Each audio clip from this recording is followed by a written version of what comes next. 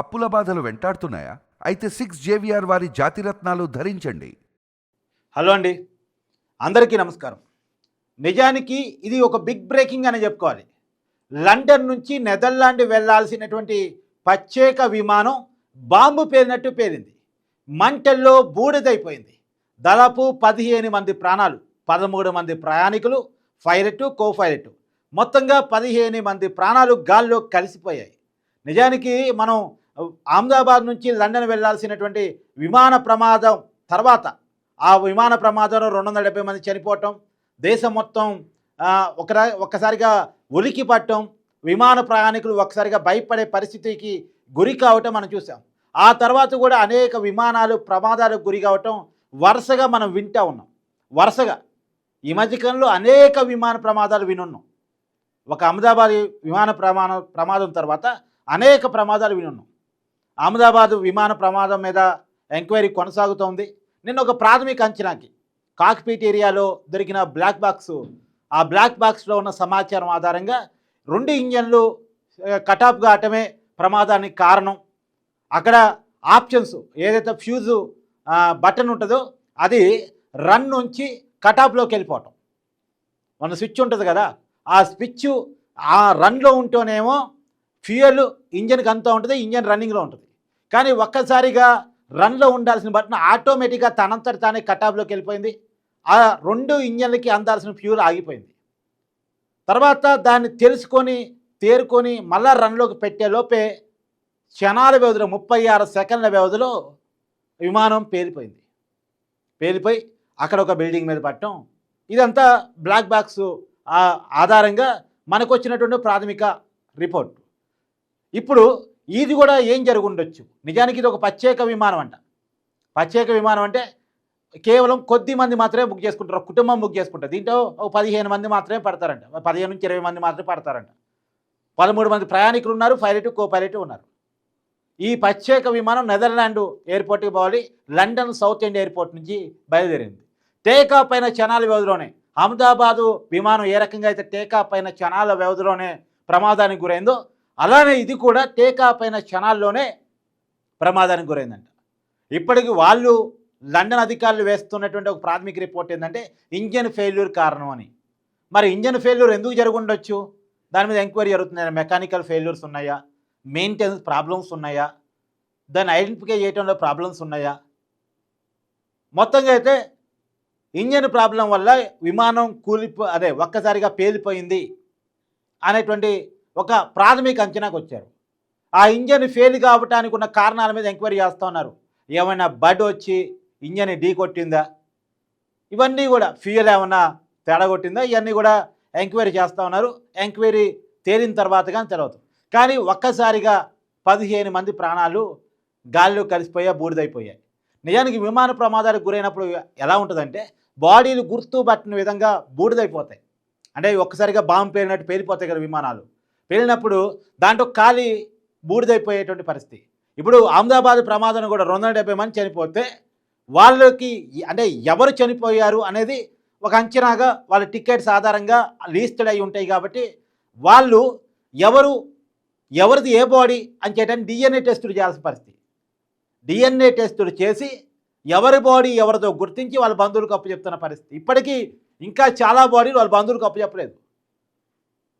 ప్రమాదం జరిగి చాలా కాలం అవుతున్నప్పటికీ కూడా, రోజులు గడుస్తున్నప్పటికీ కూడా, ఇప్పటికీ కూడా చాలా బాడీలు వాళ్ళ బంధువులకు అప్పచెప్పలేదు. బూడిదైపోయింది. దాన్ని DNA టెస్ట్ చేసి ఐడెంటిఫికేషన్ చేసి వాళ్ళ బంధువులకు అప్పచెప్పాలి. ఇది పెద్ద రిస్క్తో కూడింది. ఇప్పుడు ఇక్కడ కూడా అంతే, 15 మంది ప్రాణాలు గాల్లో కలిసిపోయాయి. సరే, వాళ్ళంతా బంధువులే, వాళ్ళు కావాలని ప్రత్యేక విమానాన్ని బుక్ చేసుకున్నారు. కాబట్టి వాళ్ళలో కూడా ఎవరి బాడీ ఎవరిది అంటానికి ఇప్పుడు DNA టెస్ట్ చేయాలి. అత్యంత దారుణమైనటువంటి పరిస్థితి. శవాన్ని గుర్తుపట్టలేని విధంగా జరిగే ప్రమాదాలు, విమాన ప్రమాదాలు. సహజంగా మనం రోడ్డు మీద పోతున్న వెహికల్ అనుకోండి, కారో, బస్సో, ఆటోనో, ఇంకోదో వెహికల్ అనుకోండి, ఇంజన్ పనిచేయట్లేదు అంటే రోడ్డు మీద ఆపి దగ్గరలో ఉన్న మెకానిక్ని పిలిచి మనం దాన్ని బాగు చేయించుకుని వెళ్ళొచ్చు, లేదంటే వేరే ఆల్టర్నేటివ్ వెహికల్ చూసుకుని వెళ్ళచ్చు. కానీ ఒక్కసారి గాల్లోకి ఎక్కిన విమానం ఇంజన్ పనిచేయట్లేదు అంటే ఇక అవకాశం లేదు, గాల్లో ప్రాణం పోవటం అన్నట్టే లెక్క. నిజానికి ఇంజన్ పని చేయనప్పుడు ర్యాట్ ఓపెన్ అవుద్ది. ర్యాట్ ఓపెన్ అయ్యి సేఫ్ ల్యాండింగ్ కోసం ప్రయత్నం చేయొచ్చు. అంటే ర్యాట్ ఇంజన్ ప్లేస్లో కొంత ఎనర్జీని జనరేట్ చేయగలిగే ఆయుధం మిషన్ అది. కానీ అది అప్పుడే టేకాఫ్ పైన ఉండుంటే ఆకాశం వైపు అంటే ఇంకా వేగంగా వెళుతుందా అంటూ ఆ ర్యాట్ ఓపెన్ అయిన ఆ సామర్థ్యం విమానానికి సరిపోదు. అహ్మదాబాద్ విమానంలో జరిగింది అదే. నిజానికి 2 ఇంజన్లు ఉన్నాయి మొన్న అహ్మదాబాద్ నుంచి లండన్ పోతున్న విమానానికి. 2 ఇంజన్లు ఒక్కసారిగా ఆగిపోయాయి. ర్యాట్ ఓపెన్ అయింది. ర్యాట్ అనేటువంటి ఒక మిషన్ ఓపెన్ అయింది. ఓపెన్ అయినప్పటికీ కూడా అది ఇచ్చే సామర్థ్యం ఆ విమానానికి అప్పుడు సరిపోలేదు. ఎందుకంటే కేవలం 600 అడుగుల ఎత్తులోనే ఆ విమానం ఉంది. ఇంకేమన్నా దూరం పోయి ఉంటే అప్పుడు ఏమన్నా సామర్థ్యం సరిపోయి ఉండేదేమో. ఇక్కడ కూడా అంతే, టేకాఫ్ చేసిన కొద్ది క్షణాల్లోనే కాబట్టి వెంటనే ఆ ర్యాట్ ఓపెన్ అయినప్పుడు కూడా అది పెద్ద సామర్థ్యం చూపించలేకపోయింది. విమాన ప్రమాదానికి కారణం అయింది. ఏది ఏమైనా ఒక దురదృష్టకరమైన సంఘటన. లండన్ సౌత్ ఎండ్ ఎయిర్పోర్ట్ నుంచి టేకాఫ్ అయినటువంటి క్షణాల్లోనే నెదర్లాండ్ వెళ్లాల్సినటువంటి విమానం ఒక్కసారిగా గాల్లో బాంబులా పేలిపోవటం, 15 మంది స్పాట్ డెడ్ కావటం అనేటువంటిది ఒక్కరిని కూడా రక్షించలేని అందుకే ఎవరూ రక్షించలేరు, సాధ్యమయ్యే పని కాదు. ఇక మొన్న అదృష్టం కొద్దీ అహ్మదాబాద్ నుంచి లండన్ వెళుతున్నటువంటి విమానంలో ఒక్కతను బతికారు. నిజంగా అది చాలా గొప్ప అదృష్టం. ఆ ఒక్కడిని మనం అదృష్టవంతుడి కింద చూడాల్సిందే. గాల్లోకి పోయాయి అంటే విమానం నుంచి ఎవరు బతకడం కష్టం. కాబట్టి ఏదేమైనా ఈ విమాన ప్రమాదం మరొక బిగ్ బ్రేకింగ్ అని చెప్పాలి. ఏదేమైనా విమానాల్లో ఉన్న టెక్నికల్ అంశాల మీద ప్రత్యేకించి ఇంటర్నేషనల్ ఎయిర్క్రాఫ్ట్ దృష్టి పెట్టాల్సిన పరిస్థితి కనపడుతూ ఉంది. ఎందుకు పదే పదే టెక్నికల్ ప్రాబ్లమ్స్ వస్తూ ఉన్నాయి.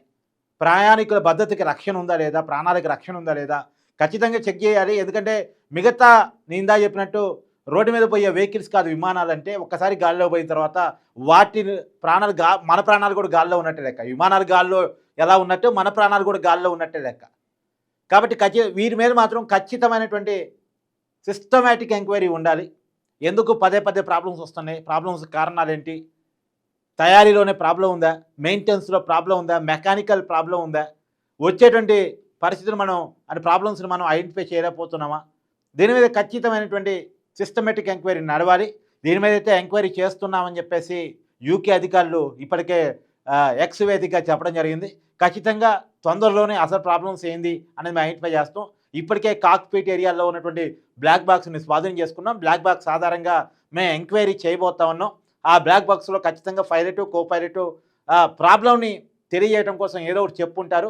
ఆ బ్లాక్ బాక్స్ని మేము ఎగ్జామిన్ చేసిన తర్వాత వాస్తవాలను మీకు చెప్పే ప్రయత్నం చేస్తామని చెప్పేసి ఎయిర్పోర్ట్ అధికారులు, ఎయిర్వేస్ అధికారులు చెప్తా ఉన్నారు. Thank you.